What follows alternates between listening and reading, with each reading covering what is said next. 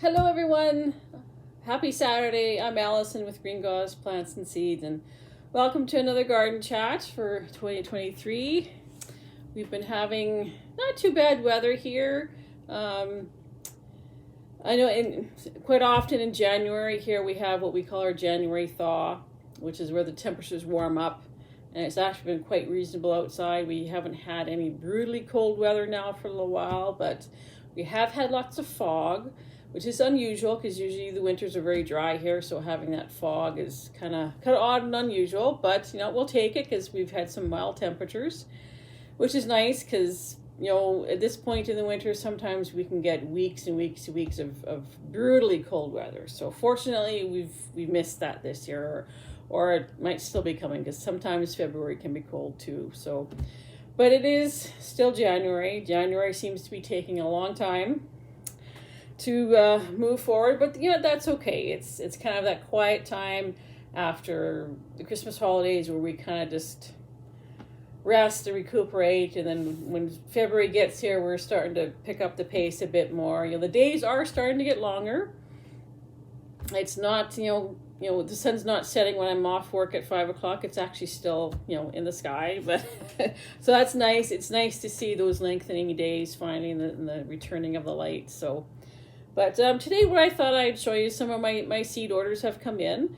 Now, I don't have great big huge seed orders. I don't have these massive boxes of seeds coming in. I just don't have the money for that. I'm on a limited budget here when it comes to my own seeds. We have already received a lot of the bulk orders that we did for the market garden. So those are already in. And so these are kind of my personal seeds, my tomato seeds, and a few other odds and ends that I'd like to try growing in the garden this year. So a few of them have come in. So let's start with Wild Boar Farms, because that is one of my favorite places to order because they have such amazing seed varieties or tomato varieties. Like, I think the tomato industry was long overdue for a shakeup and to mix things up, and they have been doing a wonderful job at creating some amazing and unique and different tomato varieties. So I'm always excited to grow some of their stuff. So I think I ordered about 5 or 6 varieties from them. The one that I really wanted was the blue gold berries, or the indigo blue gold. So I'm looking forward to this. This is in the same line as the blueberries, but instead of the blue and red, these ones are supposed to be blue and gold. So I'm hoping they will do really well. I grew, well, kind of by accident, the blueberries a couple years ago. I bought the seed from a different seed vendor, not Wild Boar Farms, and when I grew them out, I actually bought them labeled as goldberries or blue goldberries. And when they grew, they were actually blueberries. So I was a little bit disappointed because it wasn't what I was looking for. However, they ended up being the most beautiful tomato plants I have ever grown in ages. They were just gorgeous with the dark purple coloring. Even that purple coloring comes out in the leaves a little bit, and they were just gorgeous. And even the little cherry tomatoes were beautiful looking. They had a different flavor. Like, I was expecting like a really nice sweet cherry tomato, but when they were dead ripe or a little bit overripe, they did have that nice sweetness, but they were actually a lot more tart than what I was expecting. So if you like a tart cherry tomato, it'd probably be your thing. But so the goldberries, I'm hoping these will grow true to type because I bought them from Wild Boar, which is the place that developed them. So I'm hoping these will grow true to type. So the blue goldberries. I've also got, I'm misspeaking here myself, the goldberries, not blue goldberries, goldberries. Because there's goldberries and there's blueberries, and then there is a tomato called blue gold, just to confuse everybody, including myself. Now, the blue gold is a larger tomato. It's not a cherry. It's more of a slicer tomato. And it's larger plant, larger fruit.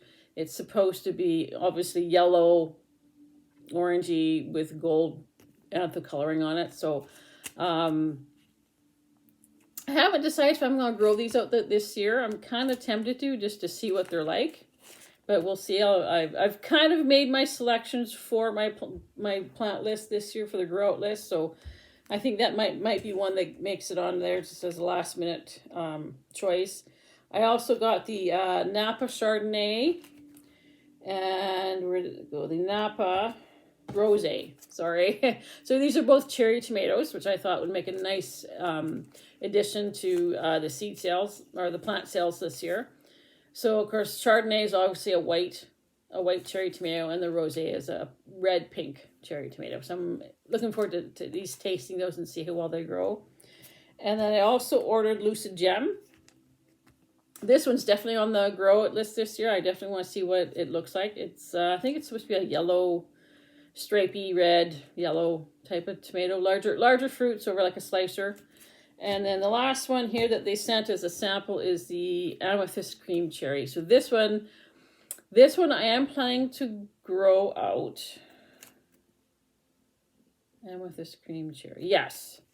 This one I am planning to grow. This one, I'll kind of get to this in a little bit, but yeah, this one's definitely going to be grown out this year. And then we're going to go on to M.I. Gardner. I was really excited to receive my seeds from M.I. Gardner. This is the first time I've ordered from M.I. Gardner, so I was happy to receive my order. Just yesterday it came in. So from M.I. Gardner, I ordered an Espoir, so black pineapple. This is becoming an increasingly popular heirloom tomato. There is a pineapple tomato, so this is the black pineapple. I think somewhere I did order the regular pineapple tomatoes from somewhere. I'm not sure where, but so I have both. I don't know if this will be grown up this year. Probably not. It might be a next year tomato. We've got Isis Candy Cherry, which I'm excited about too. We got the German Pink. We got Striped Roma. We got some Indian Corn, which I definitely want to grow out this year. I would love to have some that we can sell in the fall as decorations and ornamentals and stuff like that. So I'm hoping this will work out for that. I've got some cinnamon basil and some Thai basil, lots of basils. And then the one that I was really, really happy, very, very happy to actually get is a Giant Crimson. This is the one that's been sold out for so long. It's a very old variety that has come back, that M.I. Gardner has helped to bring back into the public eye. So, yeah. And every time he introduced it, or he was selling seeds last year for the first time to the public, and there was no way I was going to get any because they'd no sooner become available and they'd be sold out. So I think I just happened to be on his website at the right time to actually see that these were available. And I have been back on the website since, and they are no longer available. They are sold out again. So I'm very happy and excited to grow these out. I think what we're going to do this year is, there's only 5 seeds in the pack. I think I'm going to be planting all 5 seeds, and then we are going to put them someplace on the farm where we can isolate them. Maybe we'll get some big pots and put them close to the bees or something. I'm not sure. But I definitely want to isolate these so I can save the seed and be sure that it will grow true. So that's M.I. Gardner. I'm so excited to have those. And then I have my order from Heritage Harvest Seeds. I love ordering from these people. They're in Manitoba. They have some stuff that I really like and really love and appreciate. So last year, we grew the Worcester Indian pumpkin for the first time, and I really liked it. So this is going to be part of our pumpkin lineup again this year. So this is an old heirloom. I really couldn't find a lot of information about it other than what was on their website. But it is supposed to be a forerunner to the Connecticut Field, which itself is a very old heirloom. So this is kind of a precursor to the Connecticut Field. So I'm happy about that one. I've got the red-seeded citron. And citron is actually a melon.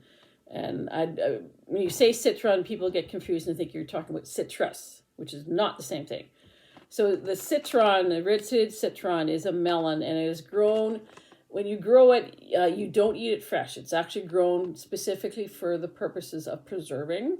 And what I would love to be able to do is grow this and then actually preserve it, like candy the flesh, which then I can use in my Christmas fruitcakes, which would, if I can grow some of my own ingredients for those Christmas fruitcakes, maybe I can cut some of my costs down. That would be awesome. But yeah, this is what it was used for, was to be preserved, and then they would use it in their baking and Christmas fruitcakes and stuff like that. So, and then I've got whippersnapper tomato. This is another one I'm going to talk about in a bit. It's a cherry tomato, by the way, whippersnapper. And then I have Mrs. Burns lemon basil. Yum, yum, yum. Lots of basil this year. Fargo yellow pear. This is one that I will be growing out. I wanted more seeds. I don't know if I had quite enough seeds for it, but this was a favorite from a few years ago. It's a semi-determinate plum-shaped, it says cherry. It says pear, but whenever I grew it, it always seemed more oblong shaped or plum shaped as opposed to pear shaped. So I don't know. But it had a really wonderful flavor, and so I'm glad to be offering it again for the plant sale. And then they sent a package of green lettuce. So I'm sure we'll be growing lots of lettuce this year too. So that is my seed orders so far.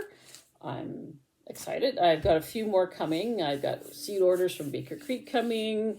I've got a seed order from Tomato Fest, and I've also got a seed order coming in from Croatian Seed Store, so over there in Europe. So I'm looking forward to those coming in.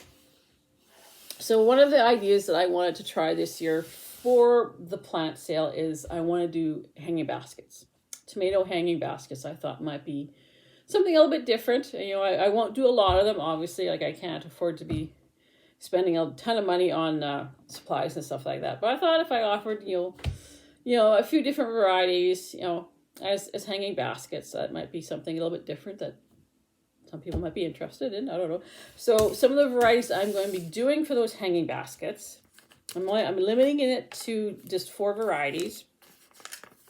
And one variety is going to be the whippersnapper.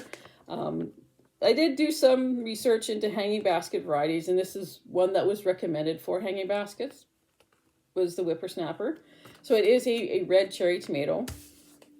So that one will be I'll probably grow a few more of the red ones than the other ones, but whippersnapper. I've also got Sprite, which is a plum-shaped or elongated cherry tomato, which is supposed to be determinate, so it's supposed to be a shorter plant, which would be better suited for the hanging baskets. I've also got the Tumbling Tom Yellow. I thought we need to have a little bit of color. Have 2 red and 2 different, and 2 maybe a yellow or a white color. So I thought the Tumbling Tom yellow would work. And then the other one was the Amethyst Cream Cherry. That's what it was. So this is the one from Wild Boar that I was going to do as a hanging basket. So I don't know if it's actually suitable for a hanging basket, but I'm going to try it anyway. So the hanging baskets will be available for sale at our plant sale this spring. And I am going to put them on our plant sale list, and they will be available for pre-orders. So I'm excited to do that.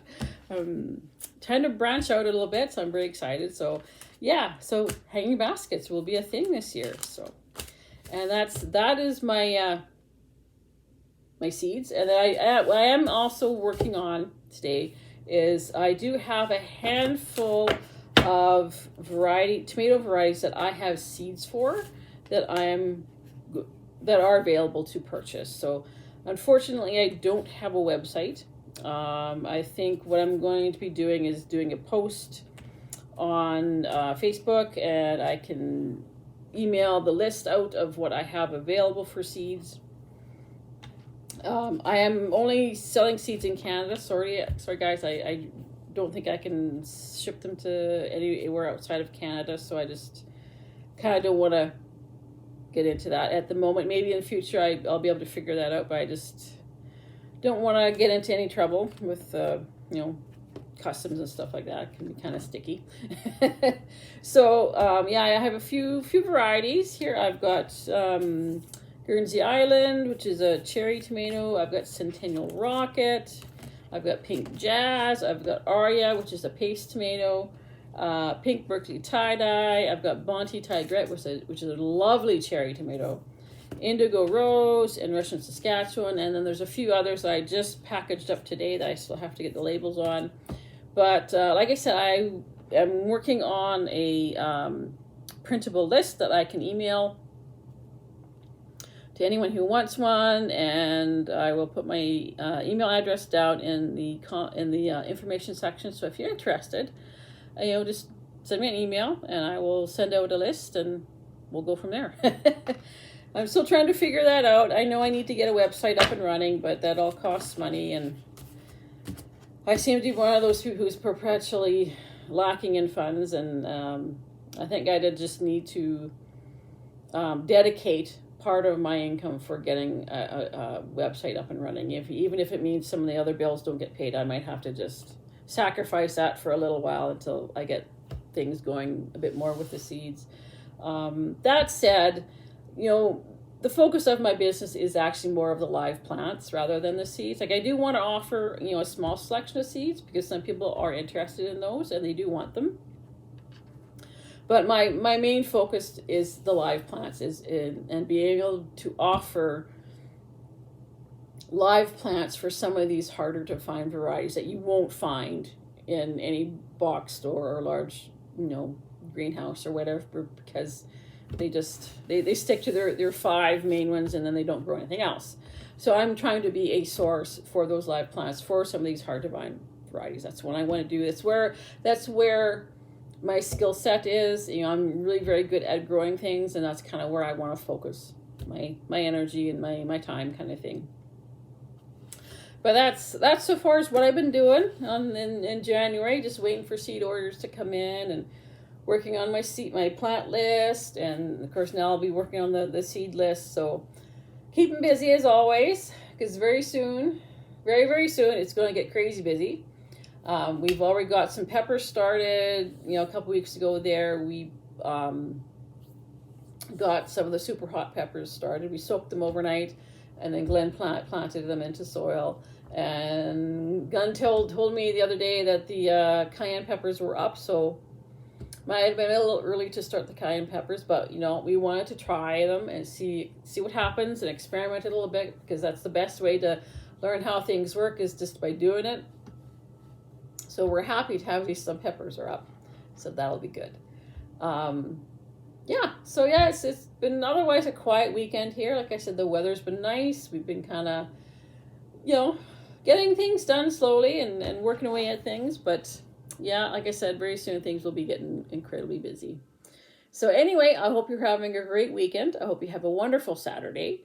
And whatever it is that you're planning, maybe you're planning your garden today. Maybe you're dreaming still. Maybe maybe you're ordering seeds. And yeah, because that temptation to order more seeds is always there, isn't it? I found myself doing that today, looking at more seeds, although I don't need to order any more seeds at all. But it's not hoarding if it's seeds, right? Anyway, I hope you have a great weekend, and we will be talking to you again real soon. And so until next time, take care.